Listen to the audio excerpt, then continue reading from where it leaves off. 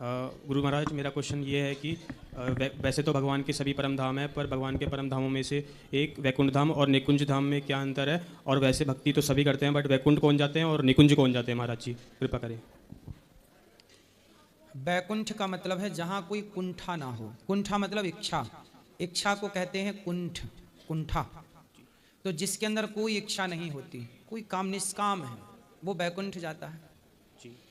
और जिसके अंदर भगवान से प्रेम की कामना है, प्रेम किसी भी तरह का हो सकता है, पिता का, पुत्र का, माँ का, बेटे का, भक्त का, भगवान का, किसी भी भाव का प्रेम हो सकता है। तो वह प्रेमी निकुंज में जाके अपने प्रेम का वह आनंद प्राप्त कर लेता है भगवान से, जो उसकी कामना है। जैसे मीरा है, प्रेम करती हैं, तो ये बैकुंठ नहीं, ये निकुंज की अधिकारी हैं। रसिक संत हैं जो भगवान के नाम का एक रूप सुधा का आनंद ले रहे हैं कि प्रभु आप कभी हमारी गोद में बैठें, आप कभी मेरे हृदय से लगें। ये कामना है कि मैं भगवान को गले लगाऊं, मैं भगवान को गोद में बिठाऊं, मैं भगवान को लाड़ लड़ाऊं। ये जो कामनाएं हैं भक्तों की, कामना तो अच्छी है भगवान को गले लगाने की। भक्त गाते रहते हैं, आ बैठ मेरी गोदी में तुझको निहार लूं, हाय नजर ना लग जाए तेरी नजर उतार लूं। जो ऐसे भावुक संत भक्त हैं कि जो भगवान को लाड़ लड़ाना चाहते हैं, प्यार करना चाहते हैं, ये सब निकुंज के अधिकारी हैं। और जहाँ भगवान के लिए ये भी इच्छा नहीं है कि आप मेरी गोद में आके बैठें, बस प्रभु मैं तो आप में आना, कोई कामना नहीं, आपको गोद में बिठाने की भी कामना नहीं है, निष्काम, जीरो, वो बैकुंठ, शून्य। और जहाँ प्रभु से थोड़ा लाड़ प्यार की कामना है वो निकुंज। निकुंज। ये अंतर है बैकुंठ और निकुंज में। शुक्रिया। राधे राधे महाराज। राधे राधे महाराज जी, जय गौ माता की। जी महाराज जी, गोरक्षक हरिओम तंवर अलवर से। महाराज जी, हम अब तक कम से कम 1 लाख से ज़्यादा गोवंश बचा चुके हैं जो कटने जाती हैं। कैसे बचाए? जी महाराज जी, हमारी पूरी टीम है। रात को हम नाके पे रहते हैं, गाड़ियों के टायर फोड़ते हैं, उसके बाद गाड़ियों को रोकते हैं। मेवात में जो गो तस्करी हो रही है। अच्छा, जो गाड़ियों में, ट्रकों में लद लद के गाय जाती है, जी महाराज जी, उसे आप बचाते हैं? बचाते हैं जी महाराज। और फिर वो गाय बचा के वो जो बूचड़ खानों में कटने ही जा रही थी, जी बिल्कुल, उन्हें आप लोग बचा लेते हैं? बिल्कुल, जो बुरी तरह से बंधी हुई रहती हैं, चलती तो गाड़ियों आप में लोग से कैसे फेंक देते हैं। बचाते हैं? इसमें तो आपकी जान जाने की भी संभावना रहती है। हाँ महाराज जी, जान भी जाती है। अभी हमारे 4-5 भाई जेल में हैं। आपने नाम भी सुना होगा, मोनू मानेसर है, रिंकू सैनी है, हमारे तो ये लोग साथी थे। जेल में क्यों हैं? क्योंकि महाराज जी इन्होंने कोई गुनाह तो किया नहीं, इसको झूठे मुकदमे में फंसा रखा है। 120 बी में, जो षड्यंत्र में, जो नूह में दंगा हुआ था उसमें फंसे हुए हैं। बाकी उनका कोई लेना देना नहीं है। जो नासिर जुनैद जिंदे जलाए थे, वो पता नहीं किसने जलाए, लेकिन हमारे भाइयों को फंसा दिया उसमें। तो आपके जो भाई वहां हैं वो सब गौ माता की रक्षा करने वाले? जी महाराज जी, हमने अब तक सभी ने मिलकर 1 लाख से ज्यादा गोवंश हम बचा चुके हैं अभी तक। तालियां बजाइए, इन्होंने 1 लाख। सोचिए कितनी गाय जो कटने जा रही थी ट्रकों में भर भर के। मैंने भी वीडियो देखी कि ट्रकों में भरी है गाय, एक के ऊपर एक चढ़ा दी, पांव टूट गए गायों के। और इन लोगों ने रात को उन गायों की रक्षा की। कई बार तो उन लोग गोली चला देते हैं, विधर्मी लोग, ट्रक में बैठे हुए उनके लोग, वो गोलियां चलाते हैं। जो महाराज जी मोनू भाई, हमारे सीने पे गोली खा रखी है उन्होंने। अच्छा। और अभी क्या है कि लोग स्कॉर्पियो है, अल्टो है, फॉर्चूनर है, ये अपने खुद निजी कार्य के लिए लेते हैं। हमने महाराज जी फॉर्चूनर भी पकड़ी है गोवन से भरी हुई, 4-4, 5-5, 7-7 गाय रख लेते हैं। जी महाराज, स्कॉर्पियो, अल्टो, इको, काफी जितनी भी लग्जरी गाड़ी है महाराज हम पकड़ चुके हैं। दिल्ली बॉम्बे एक्सप्रेस वे पे पर डे हम महीने में 8-10 गाड़ी पकड़ते हैं महाराज। तो ये गाड़ियां जाती कहाँ हैं? ये मेवात जाती है महाराज। मेवात में कत्ल खाना है जी। तो आप लोग बड़ा पुण्य का काम करते हैं, लेकिन जो पुण्य का काम कर रहे हैं उनको जेल नहीं होनी चाहिए।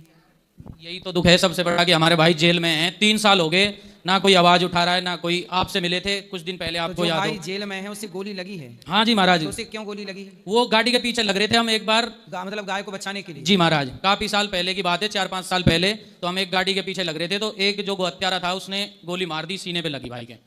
अच्छा, जो जैसे गाड़ी आप पकड़ते हो तो उसमें ड्राइवर, वो हत्यारे भी पकड़े जाते होंगे? हाँ महाराज। तो फिर उनका क्या होता है? उनका कुछ नहीं होता महाराज। अभी मैंने 1 महीने पहले गाड़ी पकड़ी थी गोवन से भरी, वो मैं 5 बार पकड़ चुका हूँ वो गाड़ी। और लड़के भी 3-4 बार छूट जाते हैं, 10 दिन में, 15 दिन में। अब देखो हमारे भाई 3 साल से जेल में है। मतलब जो गौ हत्या करने वाले हैं वो छूट जाते हैं? जी महाराज। और जो गौ हत्या रोकने के लिए, गायों को बचाने के लिए गोली खाते हैं, वो जेल चले जाते हैं? जी महाराज, जेल में।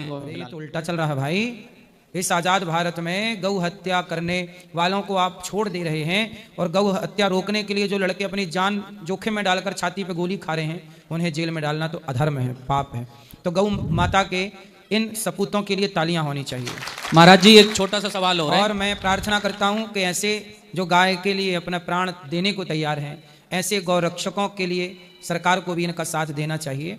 और ये बेचारे, इनका क्या स्वार्थ है? सब लोग खटिया तान के मस्त रात को सोते हैं कंबल ओढ़ के, लेकिन ये लोग रात को जागते हैं। ट्रक देखते हैं किस ट्रक में गाय है, और जब ट्रक में गाय दिख जाती है तो ये पीछे लग जाते हैं। कई बार तो ट्रक वाले चढ़ा देते हैं ऊपर, खतरा तो है ही ना कि वो भी तो विधर्मी है, लेकिन ये लोग जान जोखिम में डालकर गाय के लिए, ये भारत माता, ये इन लोगों के बल पर आज जितनी भी गैया बची है ना, इन गौ रक्षकों के बल पर भी इतनी गाय बची हुई है इस देश में, वरना ये गाय भी ना होती। वो तो इन लोगों का डर थोड़ा रहता है कि भाई वो लोग देख लेंगे, लेकिन इनका सपोर्ट ना सरकार को, पुलिस को करना चाहिए। और गाय को राज्य माता, राष्ट्र माता का दर्जा दो, ये अच्छी बात है, ना दो वो अलग बात है, लेकिन कम से कम गाय की हत्या तो ना हो भाई। अब हमारे भाई हैं सोनू सरपंच, अनिल जी हैं अलवर से, वो गोरक्षा करते ही शहीद हुए हैं। सोनू सरपंच को गोली लगी थी, मेदांता हॉस्पिटल है दिल्ली में, वहाँ इलाज चला था। और हमारे अनिल जी भाई हैं, उनको भी एक्सपायर हो गए थे, अलवर में गाड़ी पकड़ी थी। और एक सवाल है महाराज जी, मैं अभी गुड़गांव में एक गाड़ी पकड़ी थी मैं, टाटा 407, उसमें करीब 7-8 गोवंश थे, तो हम उस गाड़ी के पीछे लग रहे थे, तो उन्होंने क्या किया, डाला खोल के एक गाय फेंकने लगे। वो वीडियो मैंने भी देखी थी। हाँ तो हाँ महाराज, वो मैंने ही पकड़ी थी गाड़ी। तो महाराज अब सोचिए गाड़ी में गाय भरी है और ये लोग जब पीछे लगते हैं तो वो गौ हत्यारे क्या करते हैं, चलती गाड़ी से गाय को फेंकने लगते हैं, तो सड़क पे वो गाय गिर रही तो उसके पांव टूट जाते हैं, और पांव टूटते हैं तो वो तड़प तड़प के फिर क्या करे, या तो वो कटे। बेचारी गायों को कौन पुकार सुने भाई, बड़ी समस्या। वो वीडियो मैंने भी देखी थी जहां गाय को वो लोग फेंक रहे थे गाड़ी से और ये लोग पीछे पीछे दौड़ रहे थे। तो महाराज जी उसमें से क्या है, 2 गोवंश की मृत्यु हो गई थी, तो उनका पाप हमें थोड़ी लगेगा महाराज, क्या करें उस टाइम पे आपको बताओ। पाप क्यों लगेगा, आप तो गौ माता की रक्षा के लिए जा रहे हैं, आप ना होते तो वो तो कट जाती, वो गौ हत्यारों के पेट का भोजन बनती, मलमूत्र बन के निकल आती। कम से कम आपने उसे मल बनने से तो रोक लिया। महाराज जी ये जेल का अत्याचार कब मिटेगा, कब जागेगा ये हिंदू, और कब गाय बचेगी, कब सनातन बचेगा। हिंदू ही एक नहीं है महाराज, मैंने काफी हिंदू पकड़े हैं, जाट, गुजर, ब्राह्मण, ठाकर, मीणा, सारी जात के मैं पकड़ चुका हूँ महाराज। कैसे काय में पकड़े हैं? गाड़ी लेके जा रहे थे, एक नोएडा में गाड़ी पकड़ी थी, कम से कम उसमें 25 गोवंश थे, उसका ड्राइवर राजपूत था। एक गाजियाबाद का पकड़ा था, वो मैं उसको पकड़ा तो उसको समझाया, भाई क्यों गाय काट रहा है, कि मैं तो एक ब्राह्मण हूँ, मेरे को तो पता नहीं था। भाई क्यों नहीं पता तुझे, गाय तेरी माता नहीं है, हमारी है क्या माँ? सही है।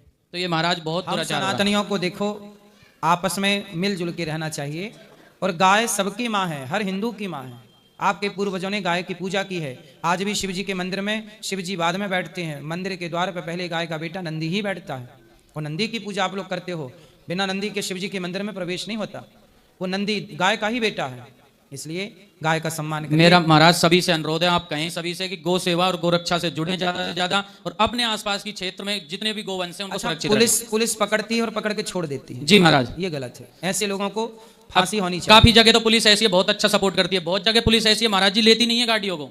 सबसे पहले हमसे पूछती है, तुमको किसने हक दिया, तुमने क्यों गाड़ी रोकी, तुमने क्यों पकड़ी, तुम्हें किसने कहा। मैं कई पुलिस वालों से मेरी जिद बहस भी हो गई, अगर मेरी माँ को कोई काटेगा मारेगा तो मैं किसी से पूछूंगा, ये हमारी माँ है। सोचिए ये गाय की सेवा के लिए रात भर जागते हैं, छाती पर गोली खाते हैं, फिर भी सवाल इन्हीं से। कहते हैं ना कि अच्छाई से ही सवाल है, बुराई से कोई सवाल नहीं है, वो तो सिर्फ काट रहे हैं ले जाके। इसलिए ये अच्छाई, अब अच्छाई से इतने सवाल और अच्छाई पे उंगलियां उठेंगी तो अच्छाई करेगा कौन। इसलिए इस राष्ट्र के राजनेताओं को भी निवेदन करता हूं, जागना चाहिए, गौ हत्या सब रोको और देश में गौ हत्या ना हो। और ऐसे जहां पे गौ सेवक मिल जाएं इनको प्रणाम किया करो, क्योंकि ये भी भारत की गौ माता की रक्षा की सेना है।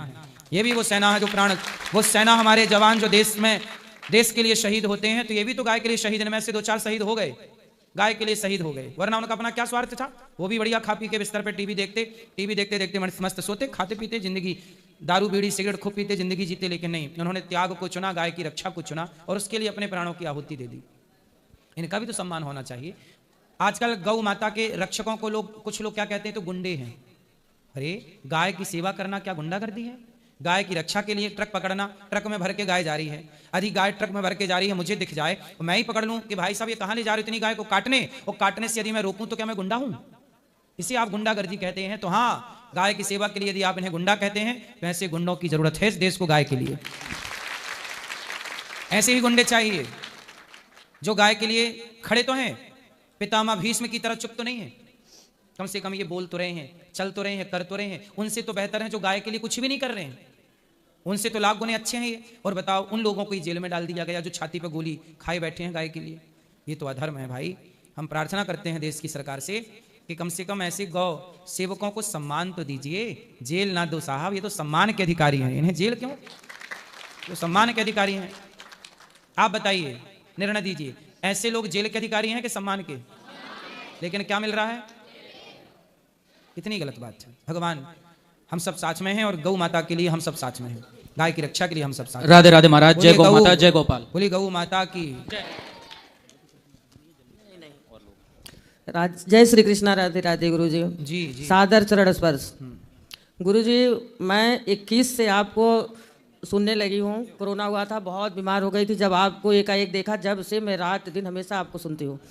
और मैं 3 महीने बाद ही आपके पास आ गई। एक बार, पहली बार, दूसरी बार मैं आई, मंत्र ली, फिर उसके बाद मैं कई बार आई और जो हो सकता है उसे करती हूँ, चली जाती हूँ। 9 से 21 तक के बीच में मैं बहुत परेशान थी। हमें हमेशा ऐसा लगता था जैसे हम एकदम हजारों सैकड़ों में भी अकेले हैं, लेकिन अब मैं बिल्कुल ठीक हूँ। अब आप दुकेली हो गई। हाँ, मेरे साथ भगवान, हमेशा लगता है कि भगवान और हमारे गुरु जी हैं। चलो अब अकेली से मैया दुकेली हो गई। जी जी। और गुरु जी, मेरा प्रश्न है कि ये मछली और कछुए के रूप में भगवान ने क्यों प्रकट हुए थे? सत्यव्रत नाम के राजा को भगवान ने मनवंतर के आखिरी में सब चीजों को बचाने के लिए मत्स्य का अवतार लिया, और जब समुद्र मंथन हुआ और पर्वत नीचे जाने लगा तो पर्वत को थामने के लिए भगवान ने कच्छप का अवतार लिया। तो कच्छप का अवतार समुद्र मंथन के टाइम, और सब चीज़ों को बचाने के लिए भगवान ने वेद इत्यादि को, औषधियों को, चीज़ों को, बीज मात्र को बचाने के लिए भगवान ने मत्स्य अवतार धारण किया, सत्यव्रत नाम के राजा को दर्शन दिया। जी। और गुरु जी, मैं आप और गुरु माँ के लिए सॉल लाई हूँ, आपको मैं अपने हाथ से उठाना चाहती हूँ। अभी ऊपर हम बैठेंगे तो आप अपने हाथ से उठाना ऐसे। गुरुदेव, आपने अभी कुछ देर पहले सत्संग में बताया कि minus plus minus is equal two plus हो जाता है, अधर्म प्लस अधर्म इज इक्वल टू धर्म हो जाता है। तो एक बहुत ही दुविधा में हूँ महाराज। पिछले 2 साल से आध्यात्म में चल पड़ा हूँ, और अब तो एक चींटी भी नहीं मारी जाती है। कोई अब मारे भी तो बदले में मार तो नहीं पाएंगे, तो क्या करें? बुद्ध जी की तरह निकल जाएं या गृहस्थ में हैं? अगर निकलेंगे तो पाप तो नहीं लगेगा? हमने मारने का किसे कहा? किसे कहा? हमने ये नहीं कहा कि आप किसी को मारो, हमने ये कहा कि जब आपको कोई मारे तो वही तो बात है। तो जिन मुही मारा। अच्छा ये बताओ, आपकी बेटी का कोई बलात्कार करेगा तो आप कहोगे भैया हम तो नहीं मार पाएंगे? अब तो चींटी भी नहीं मार पाएंगे गुरुजी। मतलब बलात्कार करके चला जाए? नहीं मार पाएंगे, सब ईश्वर के ऊपर है। तो तुम आदमी हो कि माटी हो? नहीं, मैं आदमी हूँ गुरुजी। फिर आदमी नहीं हो तुम। धर्म ये नहीं कहता कि तुम नपुंसक हो जाओ, धर्म ये नहीं कहता कि आप नपुंसक हो जाओ। राम तो भगवान है, राम से बड़ा धर्मज्ञ कौन है? राम से बड़ा ज्ञाता कौन है? लेकिन राम धनुष लेके चलते हैं कि नहीं? हाँ या ना? चलते हैं। हनुमान जी कौन है? साधु संत के तुम रखवारे। हनुमान जी कौन है? साधु संतों के रक्षक। स्वयं साधु हैं, स्वयं संत हैं, लेकिन गदा लेके चलते हैं कि नहीं? हम ये नहीं कहते, हमारा धर्म ये नहीं कहता कि आप किसी को मारो, लेकिन मैं कहता हूं कि कल आपकी बेटी के साथ दुराचार हो, गलत हो, कल आपको खदेड़ा जाए, जैसे कश्मीर से हिंदुओं को खदेड़ा गया, तो आप भाग जाओगे? अरे साहब, एक हाथ में माला है तो सनातनियों के दूसरे हाथ में भाला हो। भक्ति आपको नपुंसक नहीं बना रही है कि नपुंसक हो जाओ। नहीं जी, मार लो, भगाओ, हम भाग जाएंगे। कहाँ जाओगे भाग के? इसलिए थोड़ा भक्ति इसलिए कर रहे हो कि तुम नपुंसक हो जाओगे? नहीं, भक्ति नपुंसक नहीं बना रही है, भक्ति हमें मजबूत कर रही है। हम माला भी जपना जानते हैं और भाला चलाना भी जानते हैं। अर्जुन को गीता सुनाया कि नहीं भगवान कृष्ण ने? लेकिन गीता सुनाने के बाद क्या कहा? अब गीता रख दे, अब गांडीव उठा। क्योंकि ये सामने जो खड़े हैं दुर्योधन जैसे दुष्ट, ये गीता से नहीं समझेंगे, ये तो गांडीव से समझेंगे।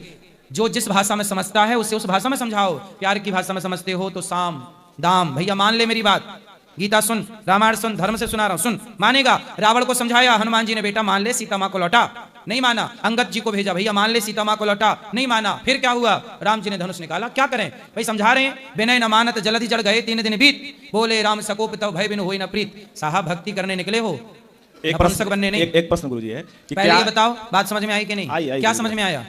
जरूरत पड़ने पर तुम तुलसीदास बनोगे, जरूरत पड़ने पर तुम मीराबाई बनोगे, पर जरूरत पड़ने पर झांसी की रानी और शिवाजी भी बनना पड़ेगा।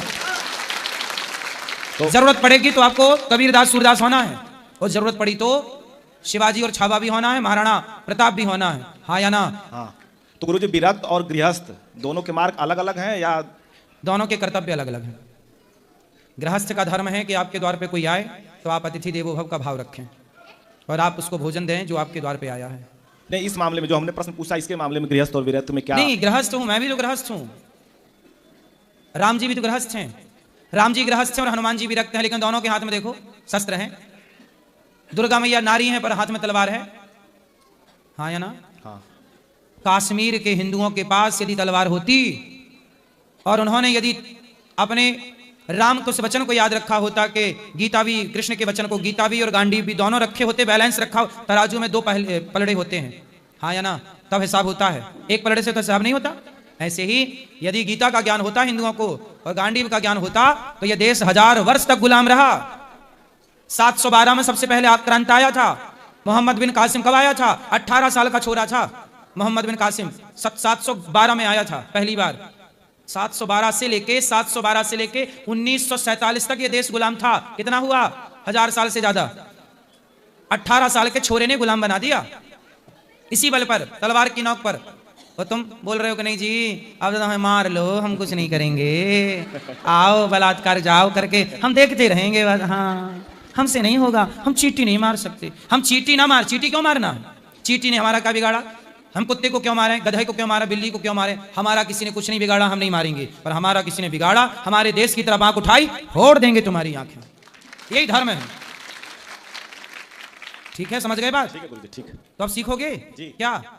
जहां धर्म की बात आएगी वहां लड़ जाएंगे। लड़ना, बिना लड़े अर्जुन को न्याय नहीं मिला, बिना लड़े राम को न्याय नहीं मिला, बिना लड़े तुम्हें न्याय कैसे मिल जाएगा? पागलों की तरफ बात कर रहे हो? बताओ जी, बिना लड़े किसी को न्याय मिला हो तो बताओ। इसलिए साहब लड़ना ना भूलना, चींटी को मत मारना, कुत्ते को मत मारना, बेजुबान जीव को मत मारना और किसी व्यक्ति को मत मारना। पर जो तुम्हें तुम्हारे देश की तरफ, तुम्हारी बहन बेटी की तरफ आंख उठा के देखे, आंख निकाल लेने का, बोलने का। ठीक है? हमारे हिंदू भाइयों को जलाया जा रहा है जिंदा, दीपू को जला दिया गया बांग्लादेश में, फिर भी तुम क्या कह रहे हो? नहीं, हमारा तो खून ठंडा हो गया है, हम चींटी को नहीं मारेंगे। तो मारो फिर उन गधों के हाथ। नहीं मरेंगे नहीं गुरुजी, अब मारना है। हाँ, अब तुम्हारी भक्ति सार्थक हो गई। भगवान का नाम जपो, चिंतन करो, हे कृष्ण मैं आपका हूं। लेकिन वही कृष्ण जब कहें उठा गांडी तो आना चाहिए। ये मेरे कृष्ण की आज्ञा है। गीता का ज्ञान और गांडीव का ज्ञान, दोनों ज्ञान हिंदुओं को होने चाहिए, तब तुम अपनी बहन बेटी और बहन को बचा पाओगे। वरना कश्मीर से खदेड़े गए, पाकिस्तान से खदेड़े गए, बांग्लादेश से खदेड़े गए, कल आपके नगर, आपके शहर, आपके गांव से खदेड़े जाओगे। कमजोर को खदेड़ा जाता है, कहावत तो सुनी होगी, जिसकी लाठी उसकी भैंस। तो लाठी है, भैंस भी है, लाठी भी है गुरुजी। हाँ, लाठी नहीं होगी तो भैंस गई पानी में। चलो बस। राधे राधे गुरुजी जी, आपके चरणों में मेरा कोटि कोटि प्रणाम। गुरुजी, मैं ये प्रश्न पूछना चाहती हूँ कि मैं राधा जी बनती हूँ, जैसे कि जागरण और कीर्तन भागवत होती है, आपको जैसे कि पता ही होगा, तो लोग मेरे को ना गलत बोलते हैं। क्या बोलते हैं? कि नाचने जाती है और बहुत कुछ गंदा गंदा गलत बोलते तो हैं। राधा जी बन के नाचना सही है कि गलत? नहीं नहीं, वो वैसा नहीं, मतलब रूप रखती हूँ भगवान का, और मतलब गलत कुछ नहीं करा है। लोग जबकि बहुत गलत गंदा गंदा बोलते हैं कि देखो, हमारे यहाँ जब स्वरूप बनते हैं ना, तो हम लोग सनातनी उन्हें भगवान की दृष्टि से ही देखते हैं, इसलिए उस स्वरूप को मर्यादा में रहना चाहिए। आजकल शादी ब्याह में राधा कृष्ण बन के नाच रहे हैं, नृत्य कर रहे हैं। आजकल कुछ भी हो रहा है, भगवान नाच रहे हैं बने, जिनमें हमारी सबकी आस्था है कि भगवान का स्वरूप है, और वो नाच रहे हैं दुल्हा के आने में, दुल्हन के आने में, लोग आ रहे हैं नाच रहे हैं। ये तो हमारी अपनी सनातन का अपमान है ना एक तरह से। हाँ गुरु, ठीक है, उतना सही है कि आप बैठे हैं मंच में और आपका लोग सम्मान कर रहे हैं, आपकी आरती उतार रहे हैं, आपको प्रणाम कर रहे हैं इस भाव से कि साक्षात प्रभु का विग्रह है, प्रभु का स्वरूप है। यदि सम्मान है उस प्रकार से तो फिर आप बनिए। हमारे यहाँ रामलीला होती है, रासलीला होती है, उसमें खूब सम्मान होता है, लोग दर्शन करते हैं। लेकिन शादी ब्याहों में जो चल रहा है, मुझे लगता है कि वो ठीक है नहीं। हाँ गुरुजी, वो ठीक है, पर हम मतलब मर्यादा में रह के भी वो चीज़ कर रहे हैं तो हाँ, फिर भी यदि लोग मर्यादा गलत में बोल है रहे तो फिर सब सही। हर चीज मर्यादा की सही है और मर्यादा के बाहर की हर चीज गलत है। हैं। गुरुजी, राधे राधे गुरुजी। जी, मैं दाऊजी से आया हूँ गुरुजी। कहाँ से? दाऊजी से। दाऊ जी की जय। जय श्री राधे राधे। मेरा एक प्रश्न है सर गुरुजी। मैं एक सोशल वर्कर हूँ, समाज का कार्यकर्ता। मैं आपकी वीडियो लगभग 3-4 साल से देख रहा हूँ और आपसे ही प्रेरित होकर मैंने समाज सेवा शुरू की है। पर लोग बहुत बुरा बुरा बोलते हैं कि ये क्या कर रहा है, ब्याह भी नहीं किया इसने, घर छोड़ दिया, पैसा बर्बाद कर रहा है, क्या होगा इसका, बहुत मतलब गलत बोलते हैं। उनसे बोल दो कि आप अपनी छोरी दे दो, हम ब्याह कर ले रहे हैं, बोल दिया करो। बोले ब्याह नहीं करता तो बोलो अपनी छोरी दे दो, कर लें ब्याह। हमारी छोटी सी टीम है, यूट्यूब पर हम छोटी सी वीडियो डालते हैं। काय पे डालते हो? यूट्यूब पर। यूट्यूब पर। हेल्प भाई सत्या नाम से टीम है हमारी जी। तो बहुत मतलब जो कह रहे हैं कि क्या पैसा बर्बाद करके क्या करेगा तू। जैसे हम कंबल बांटते हैं, लोगों को खाना प्रोवाइड करते हैं, जहाँ भी जो भी कुछ, जैसे गौशाला में जाते हैं, वृद्धाश्रम में जाते हैं, अभी भी मथुरा में आगरे में गए, कई ठिया गए हम। सही है, अच्छा काम कर रहे हो। लोगों का काम तो बोलना है, बोलने दो। हाथी चला बाजार, कुत्ते लगे 1000। बस राधे राधे, धन्यवाद। जी बोलो बेटा, जल्दी बोलो। राधे राधे गुरुजी। जी। भोले बाबा के कंठ में ब्लू रंग क्यों है? ब्लू रंग इसलिए है क्योंकि जब समुद्र मंथन हुआ तो सबसे पहले क्या निकला? विष, जहर। क्या निकला बेटा? जहर। जहर निकला।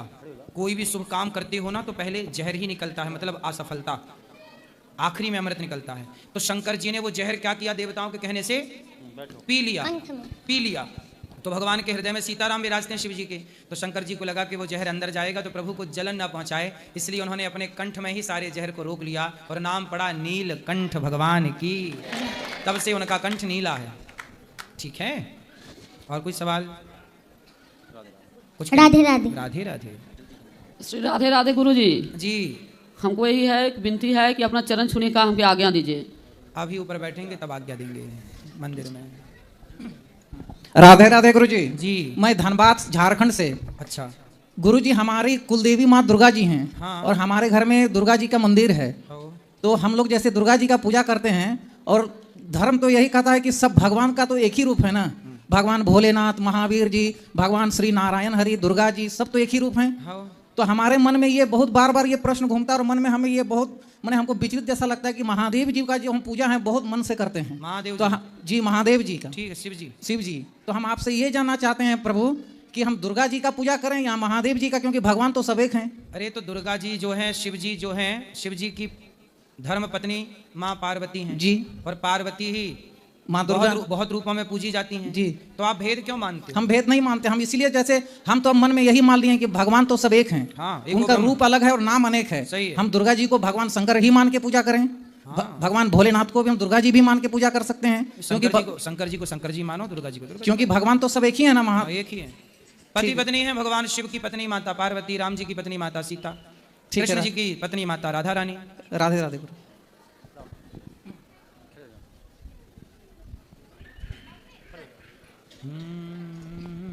राधे राधे गुरु जी। जी। मेरा प्रश्न ये है कि हम कान्हा जी कितने दिन से रखे हुए हैं अपने घर पे, तो उनका हम सेवा करते हैं। कुछ साल बाद मेरी शादी हो जाएगी तो वो कान्हा जी को हम अपने ससुराल ले जाकर सेवा कर सकते हैं? तो आपकी शादी लग गई? होगी ना। हाँ होगी, काहे ना होगी। होगी। तो कब होगी?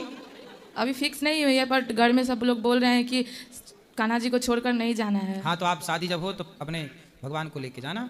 जा सकते हैं। हाँ जी। राधे राधे। बिल्कुल। जय श्री कृष्ण रामचंद्र। जय श्री कृष्ण गुरु जी। जय श्री कृष्ण। मुझे एक ये प्रश्न था, जब राम जी अयोध्या से वनवास से लौटे अयोध्या, उस खुशी में दिवाली मनाई जाती है, पर उसमें लक्ष्मी जी और गणेश जी की क्यों पूजा होती है? क्योंकि राम जी के लौटने पर दिवाली मनाई नहीं जाती। दीपावली क्यों मनाई जाती है? चलो बताओ सब लोग, क्यों मनाई जाती है?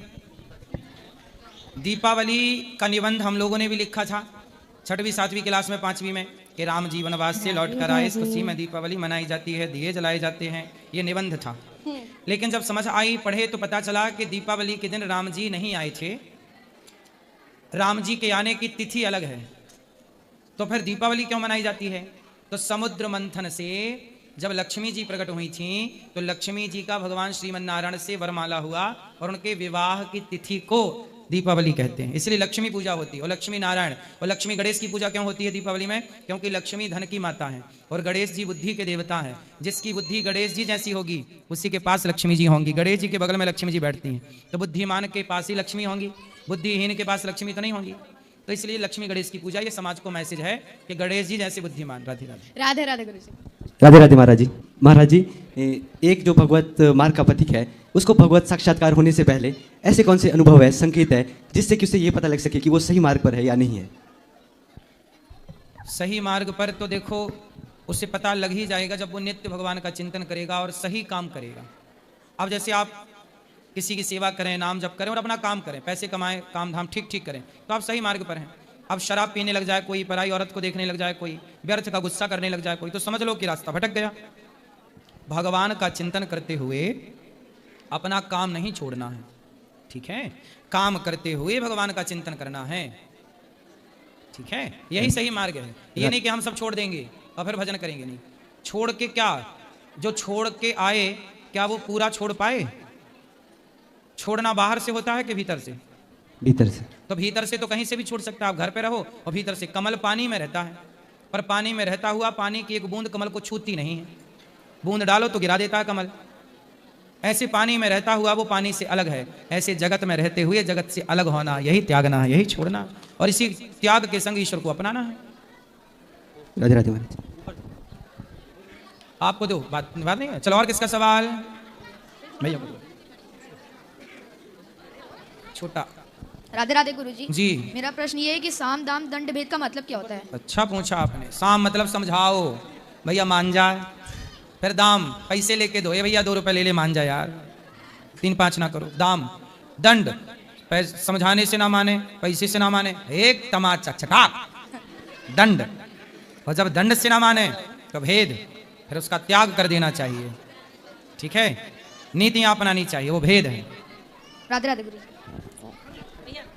आराम से। राधे राधे गुरुजी। जी। आपके चरणों में मेरा कोटि कोटि नमन। हाँ। महाराज जी, मेरे गांव में जैसे कि कोई जन्म लेता है या मृत्यु होता है तो उसमें सूतक लग जाती है, तो क्या उसमें हम अपने लड्डू गोपाल को अपने घर में रख के पूजा कर सकते हैं, भोग लगा सकते हैं? सूतक के टाइम पे मानसिक पूजा करनी चाहिए, छोटे छोटे बच्चों के द्वारा करा सकते हैं। और एक और प्रश्न है कि एकादशी के व्रत वाले दिन हम लड्डू गोपाल को क्या भोग लगाएं? फल। अन्न नहीं लगा सकते? उस दिन अन्न कैसे बनेगा? उस दिन अन्न बनाते नहीं है। ठीक है, राधे राधे गुरु। भगवान का दोष नहीं है, भोग तो भगवान का लग सकता है, लेकिन उस दिन आपको बनाना नहीं चाहिए। जय श्रीमन नारायण महाराज जी। महाराज जी, भक्ति में एकाग्रता कैसे लाएं? कभी नाम जप में रुचि लगती है तो कभी नहीं लगती है। इसके लिए लंबा सत्संग चाहिए, अध्ययन जी। गीता, रामायण, महाभारत, पुराण, इन सब ग्रंथों का, उपनिषद, वेदांत, इन सब का थोड़ा थोड़ा अध्ययन चाहिए। अध्ययन और सत्संग, अध्ययन सत्संग, और अपना काम जो कर रहे हो, पढ़ाई चल रही है, ये सब करते हुए थोड़ा थोड़ा स्वाध्याय और सत्संग होगा, तब मन एकाग्र होगा। संसार की आपाधापी, उथल पुथल, देखा देखी में शांति किसी को नहीं है। जो आध्यात्म से जुड़ा है, धर्म से जुड़ा है, लंबे समय तक सत्संग करोगे तो कंट्रोल आएगा। जैसे बंदर को मंदारी बार बार सिखाता है तो मंदारी के इशारों पे नाचने लगता है बंदर, मतलब सीख गया। प्रैक्टिस, तो आप भी प्रैक्टिस करिए, कंट्रोल होगा। मन को सत्संग से जोड़िए, सब कंट्रोल होगा। ठीक है महाराज जी। ब्रह्मचर्य का पालन करते हुए अपनी दिनचर्या को कैसे मतलब सुधारें? ब्रह्मचर्य तो क्या है कि किसी स्त्री की ओर मन ना जाए, जी जी, वो तो नहीं, पराई स्त्री पराई पुरुष की ओर मन ना जाए, यही ब्रह्मचर्य है। और दिनचर्या ऐसी हो कि मुख्य हम सवेरे जागें और भगवत चिंतन के बाद अपनी पढ़ाई, हम जो काम कर रहे हैं उस काम को भक्ति मान लें। पढ़ाई कर रहे हैं तो पढ़ाई को भक्ति, बिजनेस कर रहे हैं तो बिजनेस को भक्ति, और वो काम करते हुए, पढ़ाई करते हुए, बिजनेस करते हुए ईश्वर का चिंतन बना रहे और अपना काम ईमानदारी से हो, यही भक्ति है। ठीक है महाराज जी, एक फिर ये भी भाव आता है कि वृंदावन जैसा भाव घर पर क्यों नहीं आता? यहाँ का माहौल तो है ही ना भक्ति वाला। ठीक है महाराज जी, एक बार आप ये कह दीजिए कि आप हमारे साथ हैं। एक बार आप ये कह दीजिए कि आप हमारे साथ हैं। बिल्कुल, हम आपके साथ हैं, आप हमारे साथ हैं। जी ठीक है महाराज जी, एक लास्ट 2 लाइन का भजन सुना दीजिए, किशोरी मोहे सेवा में लीजो। जय श्री मन्नाथ। किशोरी इतना तो कीजो, लाडली इतना तो कीजो, जग जंजाल छुड़ाए बास बरसाने को दीजो, किशोरी मोहे सेवा में लीजो, लाडली अपनी कर लीजो, जग जंजाल छुड़ाए बास बरसाने को दीजो, किशोरी इतना तो कीजो। अब कल करेंगे प्रश्नोत्तरी, जिनको